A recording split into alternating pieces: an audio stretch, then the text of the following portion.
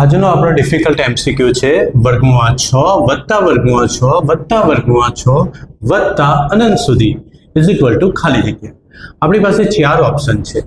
ચાલો આપણે જોઈએ વર્ગમૂળમાં 6 આપણી પાસે છે એની અંદર કંઈક ઉમેરો કરવાનો છે.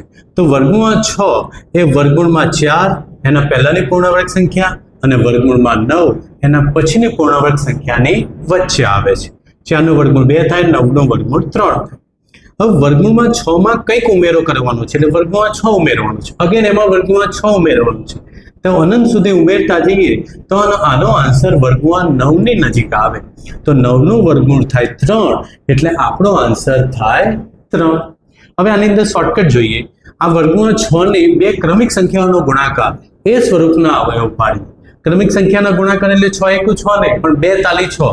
તો 2 તાલી 6, 2 પછી તરત 3 આવે છે તો 2 તાલી 6 થાય. હવે જો અહીંયા પ્લસ પ્લસ છે તો મોટી સંખ્યા 3 આન્સર, માઇનસ માઇનસ હોય તો નાની સંખ્યા 2.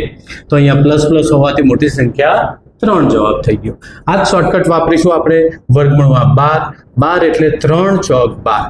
બે ક્રમિક સંખ્યાઓનો ગુણાકાર. અહીંયા માઇનસ છે તો માઇનસ હોવાથી નાની સંખ્યા 3 આપણો આન્સર. એ જ રીતે આપણે જોઈએ વર્ગમૂળમાં 72 છે.